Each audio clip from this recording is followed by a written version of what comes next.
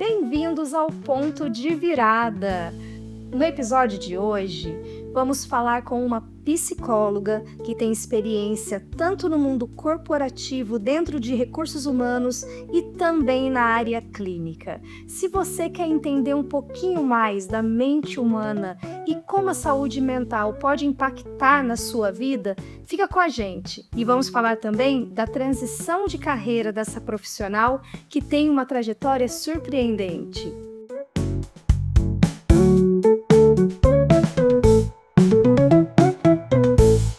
Hoje iremos receber uma psicóloga graduada pela USP São Paulo, especialista em terapia cognitivo-comportamental e cursando pós-graduação em práticas baseadas em evidência. Ela tem uma carreira também de mais de 12 anos dentro do mundo corporativo e já atuou em RHs de grandes indústrias da cidade de Pindamonhangaba, multinacionais. Eu recebo hoje, com uma enorme satisfação, a Lilian Sávio Viesi. Um prazer te receber aqui, Lilian. E que bom que, enfim, conseguimos conciliar as agendas, não é? Finalmente. Finalmente, pois é. Nossa, Lilian, é uma satisfação muito grande te receber, né? É uma trajetória que você tem aí para partilhar com a gente, brilhante, né? Colega de profissão, também da área de gestão de pessoas. Então hoje vai ser um bate-bola muito interessante aqui, né? Nós vamos poder partilhar muito com o público, né?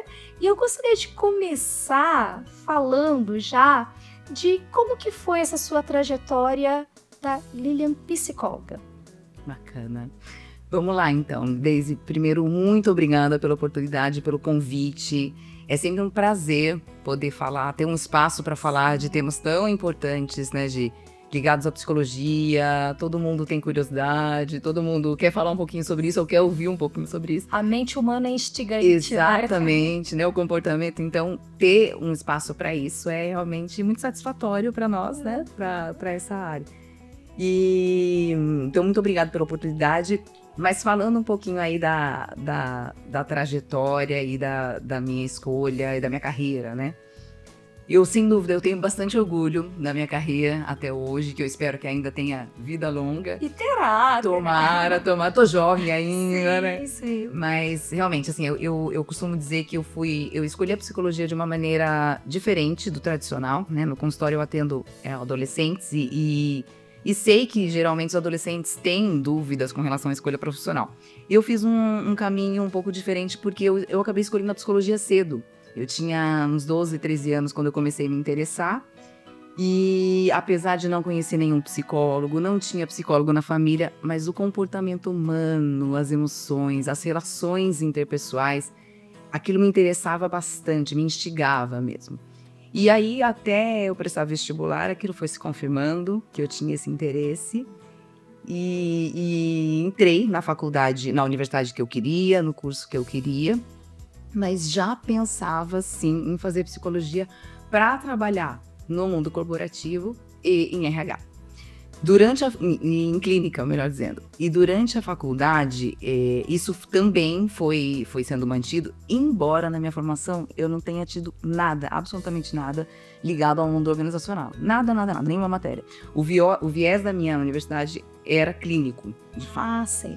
E mesmo assim, eu sabia que a vontade estava ali, latente. O tempo todo. E por que isso? Porque a minha família, o meu pai, trabalhava em empresa já há muito tempo, né? Meu pai, hoje ele é falecido, mas ele trabalhava em empresa e ele era do mundo das exatas, né? Meu pai era engenheiro e matemático, mas ele era realmente uma pessoa que prezava muito pelas relações interpessoais. E ele trazia isso na forma dele trabalhar. Então, ele acabou impactando, influenciando bastante a minha decisão. Durante a faculdade, eu acompanhei ele fazer palestras, mesmo na empresa. Ele fazia uma liderança muito humanizada. E aquilo, eu me identificava muito com aquilo. E então, eu tinha muito claro que eu realmente queria seguir esse caminho. Quando eu me formei, mesmo não tendo nada na graduação ligado a isso, a questão organizacional, foi meio na raça, né? E aí, felizmente, pouco tempo depois eu me formei, a minha colação de grau foi em fevereiro, e em abril eu acabei entrando e voltando para Pinda, entrando na Tenares, com Fábio aqui em Pinda, para trabalhar em RH. Eu tinha uma ilusão no início da minha carreira de que eu fosse conseguir conciliar a atuação corporativa com o consultório, mas isso não se deu, né? Então eu fui só... Acredito que bem breve essa ilusão acabou, né? Muito, muito. Ela nem se concretizou, né? Eu fiquei só realmente trabalhando em empresa. E fiquei muito feliz, né? Eu realmente me encontrei ali, fiquei 3 anos na Tenares. Depois eu optei por ir para Gerdau, depois desses 3 anos. A Gerdau, na verdade, ela era a Villares aqui em Pinda, né? E a Gerdau já tinha comprado a Villares, recebi aí o convite, participei do processo seletivo e entrei. E fiquei foram quase 12 anos, quase 8 anos, né? Mais de 8 anos, na verdade, na Gerdau. E as 2 empresas foram, assim, escolas incríveis para mim mesmo. E mesmo hoje atuando na clínica, eu trago muito do mundo corporativo para minha atuação. E gerir pessoas, ainda mais no ramo metalúrgico, industrial, é um desafio gigantesco. Exatamente. E a indústria, o mundo corporativo, trouxe, na verdade, esse foi um dos motivos da minha escolha, essa praticidade. Eu queria trabalhar no mundo corporativo porque eu queria, sim, que as relações fossem bastante humanizadas, mas eu tenho esse viés muito prático, né? Não à toa eu fui fazer pós-graduação em TCC, em terapia cognitivo-comportamental. Eu trabalho com comportamento humano, né? Então, mesmo eu estando numa outra área hoje em clínica há 10 anos, é o comportamento sempre que é o meu foco de trabalho, seja no corporativo, seja, né, agora na clínica. E quando eu fiz esse movimento, eu saí da Tenares, porque eu gostava demais do que eu fazia lá. Eu tive inúmeras oportunidades na Tenares, a empresa fez um grande investimento na minha carreira ali naquele momento. Mas eu achei que eu estava muito administrativa. Eu queria trabalhar mais com a operação, com o chão de fábrica, e foi essa a proposta da Gerdau. Quando eu migrei, realmente isso também se confirmou, então eu ficava bastante na operação, mas sempre como parceira de negócios. Então a gente estava numa atuação muito forte com a liderança, né? Então aquilo realmente foi ao encontro do que eu queria, né? Me identifiquei bastante. E aí, por isso, eu fiquei muito tempo lá. A gente fez mudança de cultura de uma empresa para outra, da Villares e da Gerdau. Extremamente desafiador, mas extremamente focado na atuação. E gratificante.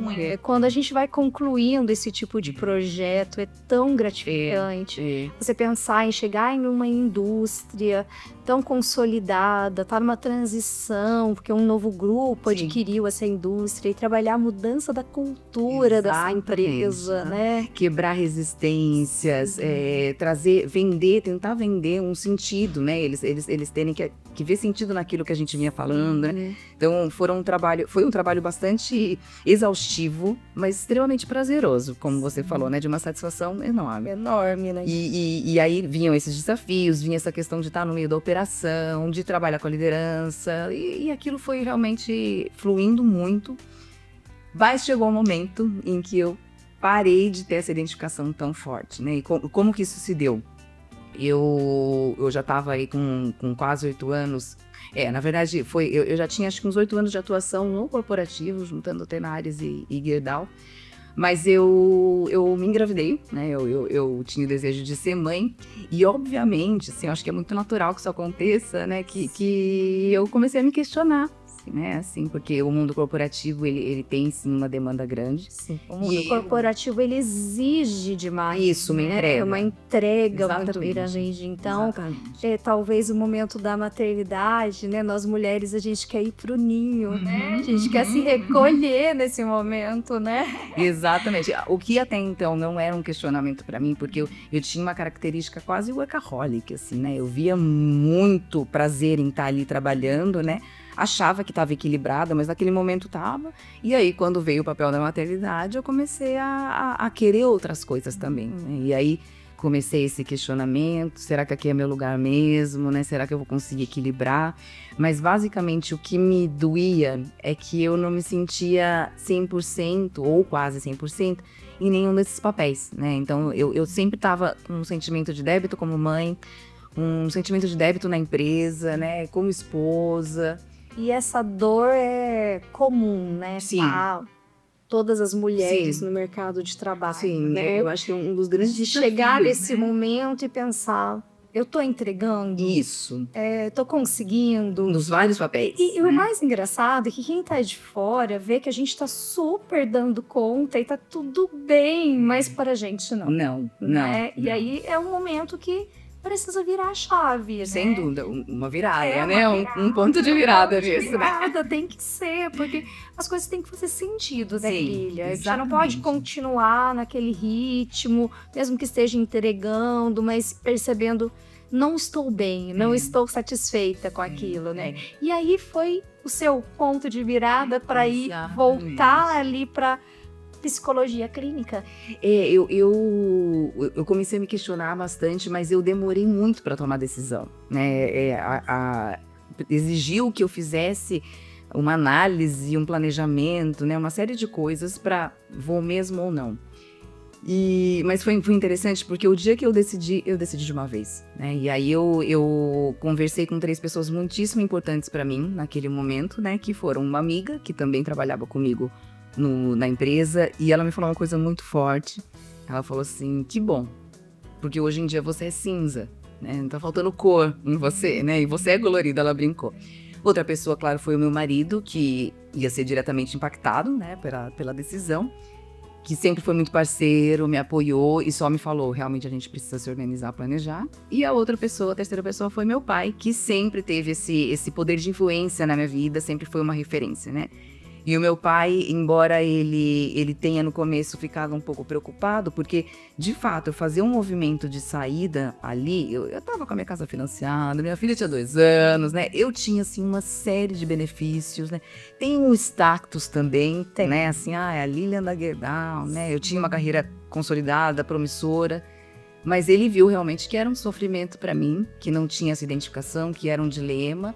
E aí, entendendo os meus motivos, não fazendo sentido, como você falou agora, pô, né? Ele falou, vai, se tudo der errado, você vem em sua casa, você vem morar comigo.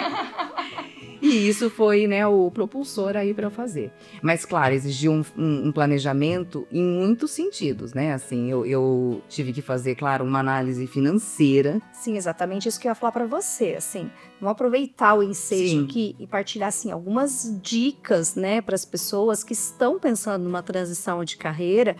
Quais que seriam, né, esses passos, uns pontos principais que você julga importante? Porque a gente está falando aqui, às vezes a pessoa pode pensar, no dia que eu tomei a decisão, ela estava tomada, mas no dia que você tomou a decisão, você já tinha feito uma série de considerações e planejamentos, não é verdade? Exatamente. Então, assim, como foi esse passo a passo? Sim. Como eu falei, eu vim pensando ao longo de meses se eu faria aquilo ou não. E quando eu tomei a decisão, antes de comunicar para os meus líderes, por exemplo, eu fiz uma análise financeira, né? Como é que seria? Será que eu consigo ser desligada, né? Então, ao invés de eu pedir demissão, será que eu consigo que eles me desliguem? Porque a gente estava num momento de desligamento ali. E então eu me ofereceria, né? No RH você vai ter que desligar também, eu posso ser uma das pessoas, né?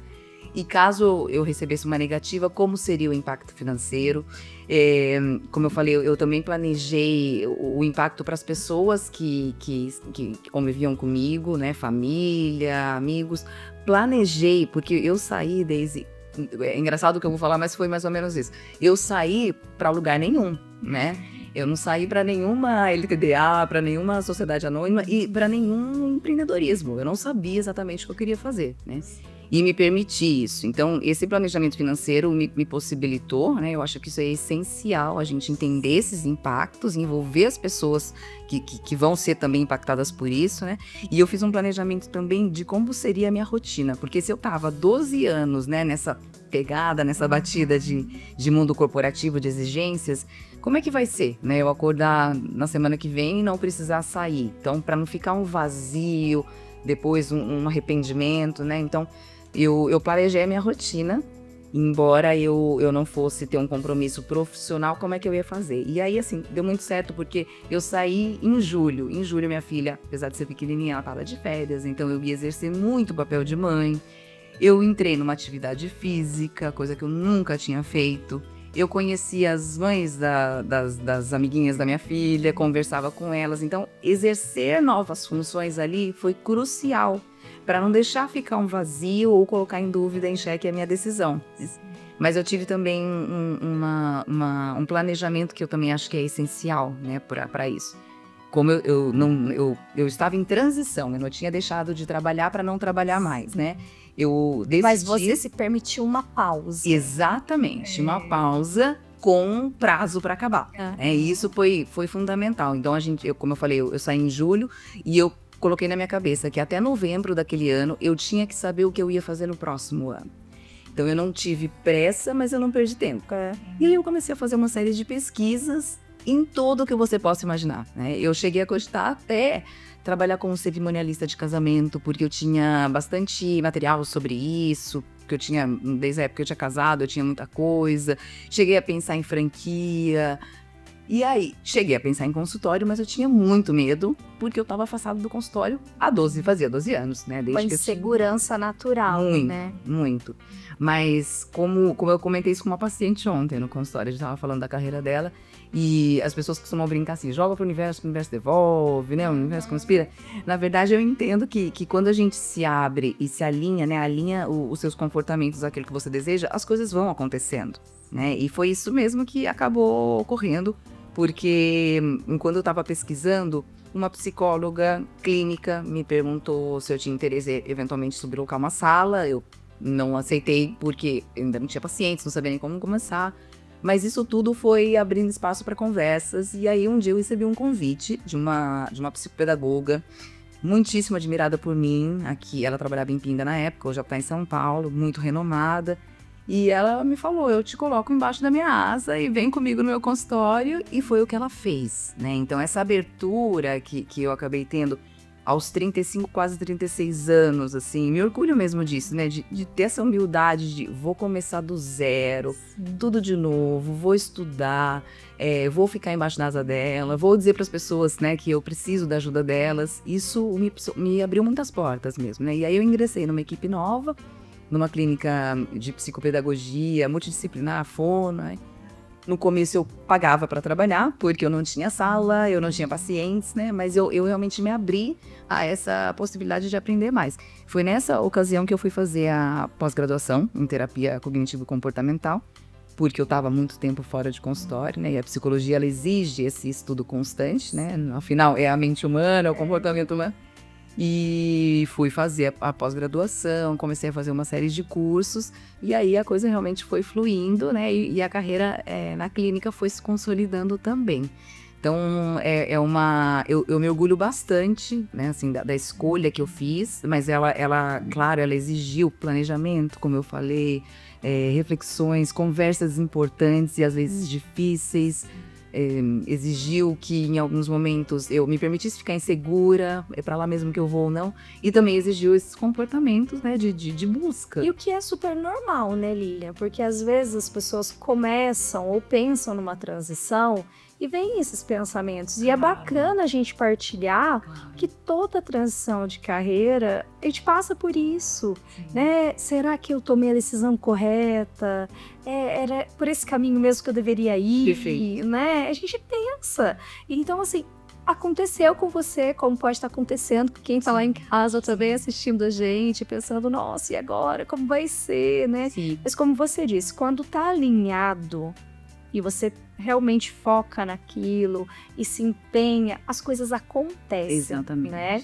E aí você estava lá, debaixo da asa, né, num consultório multidisciplinar, e quando que foi o momento que você falou, é agora, tô pronta para alçar o meu voo, né? Interessantíssima essa pergunta, porque eu também não me identifiquei logo de cara quando eu comecei no consultório, porque nesse consultório, não com atuação clínica, mas com o público com que as meninas trabalhavam lá, que era um público infantil, adolescentes, crianças e adolescentes, e mais ligados a transtornos de aprendizagem. Mas eu me submeti a isso, né? Porque eu falei, eu preciso começar de fato, né? Então, se eu estava assim, segura ali, eu tinha alguma segurança, né? E eu acho que esse é uma outra dica, essa é uma outra dica importante, que a insegurança a gente vai sentir, mas ela não pode nos frear, né? Ela não pode, a gente não pode ter medo de enfrentar, né? O enfrentamento é algo tão importante na nossa vida que a gente pratica, é uma prática tão necessária, né? E foi muito assim. O famoso vai com medo mesmo. Exatamente, né? Exatamente. Vai dar medo, mas você vai com medo mesmo. E tive muito medo de novo, né? Mas claro, assim, eu já estava com 36 anos ali, então uma maturidade certamente, né, me ajudou a entender que aquilo era momentâneo. E esses medos não eram só ali na questão profissional. A questão, eu me lembro que como eu trabalhei por muito tempo e no mundo corporativo, remuneração boa, naquele momento, eu tinha que pedir para o marido dinheiro para fazer a unha, por exemplo, né? E embora isso seja desconfortável, foi muito saudável para o nosso casamento isso também, né? A gente realocar um pouco dos papéis ali, eu ficar um pouquinho, né? Não sou mais tão provedora aqui, enfim. Então, equilibrar. As experiências são válidas. Isso. Vários âmbitos da nossa vida, né? Não só na carreira. Exatamente. Como eu fiz a migração justamente para eu me experimentar em outros papéis da minha vida, e era isso que eu tava vivenciando de fato, né? Então eu tive ganhos em outros aspectos enormes, enquanto mesmo eu não tendo tantos ganhos no aspecto profissional, né? Sim. Meu pai, mais uma vez, assim, uma figura muito presente na minha vida, e ele falava, é como se você tivesse informação de novo, né? E eu entendia isso, né? Assim, meu pai e minha mãe sempre foram muito parceiros, né? Mas eu cito muito meu pai porque ele realmente sempre teve muita sabedoria para explicitar. Mas nesse meio tempo ele faleceu, infelizmente. Ele não me viu formando na pós-graduação, ele não me viu, assim, já consolidada na clínica, né? Ele tá vendo, né? Na minha criança ele tá vendo, acompanhando.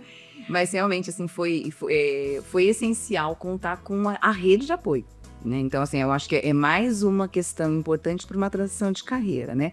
A gente falou de planejamento financeiro, de rotina, se abrir para o novo, mas a rede de apoio é importante que a gente acione.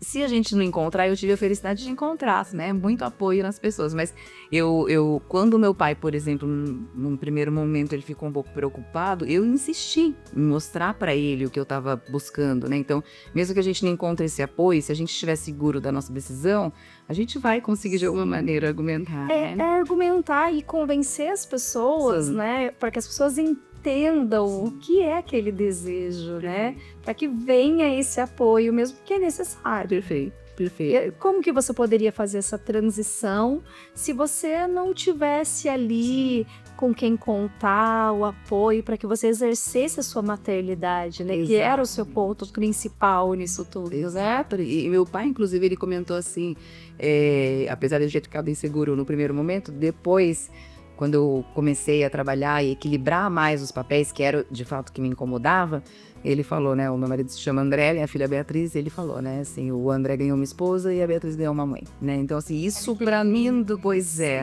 isso pra mim foi uma realização, né, uma plenitude, porque a minha grande questão em fazer a transição era essa dificuldade de rodar os pratinhos, né, eu tava muito focada em um ou em outro pratinho em algum momento, mas com a sensação de que eles iam cair a qualquer momento, né? E aí quando eu percebi que eles estavam girando, né, equilibrando ali, mesmo que de vez em quando um faça mais assim, aí você consegue dar uma atenção, realmente para mim foi a certeza de que eu tinha tomado a decisão correta.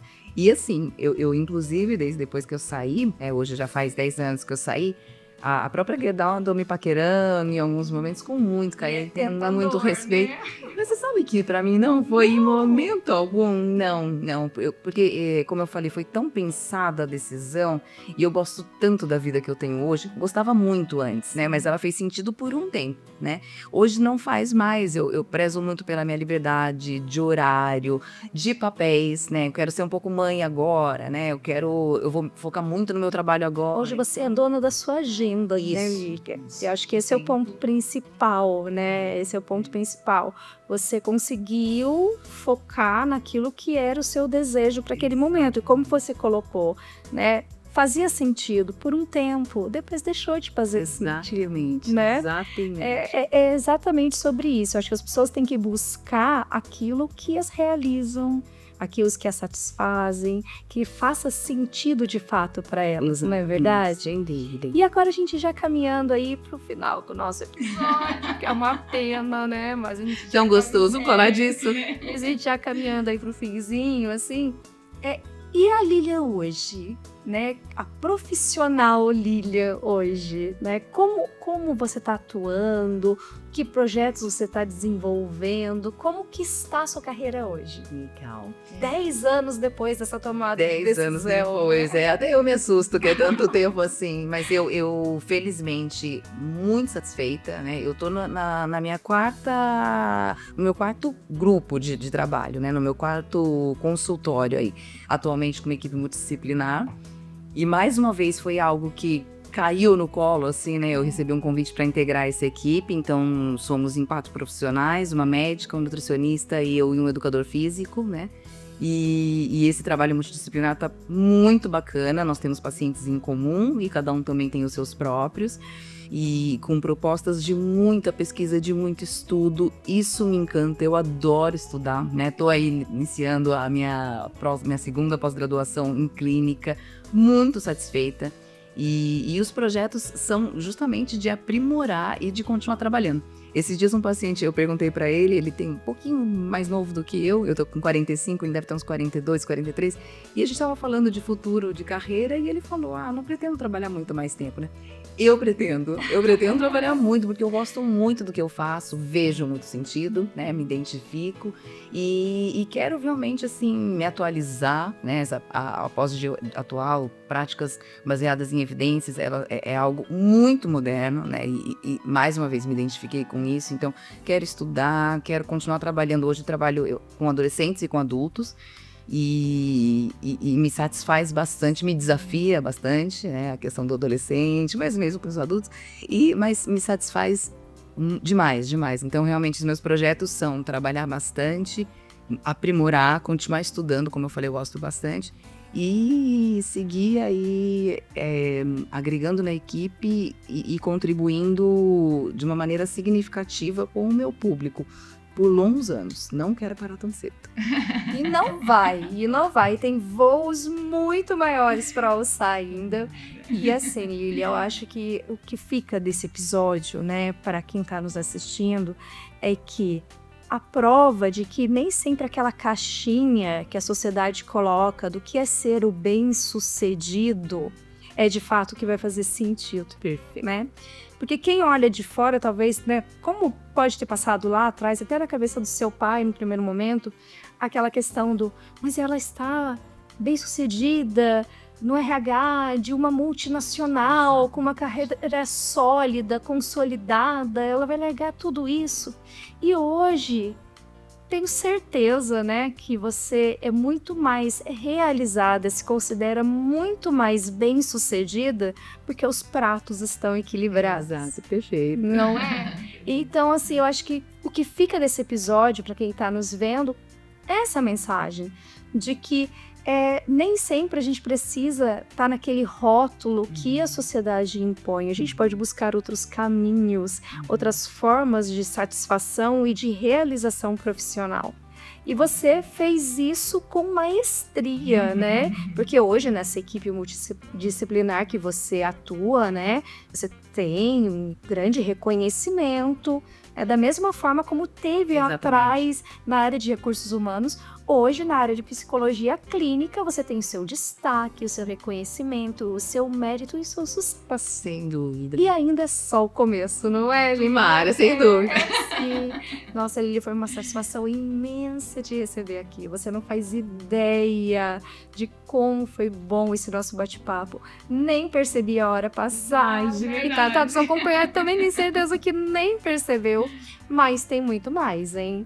Você vai voltar aqui pra gente falar mais um pouquinho sobre saúde mental dos colaboradores nas empresas. Uau! Vamos falar disso? Vamos falar disso, eu adoro esse tema. Porque assim, você tem, né, muita experiência Sim. compartilhar com a gente, Sim. né? Já Sim. esteve ali tanto no mundo corporativo e hoje atuando Do lado de lado marketing individual, eu tenho pacientes que são tanto empresários quanto empregados, né? E eles trazem isso para o consultório. Então, Vai ser ótimo, você vai voltar aqui e a gente vai fazer um outro episódio onde a gente vai falar desse tema. Maravilha, maravilha. E aí, pessoal, ficaram interessados? Então, aguardem o próximo episódio, onde a gente vai falar de saúde mental do colaborador.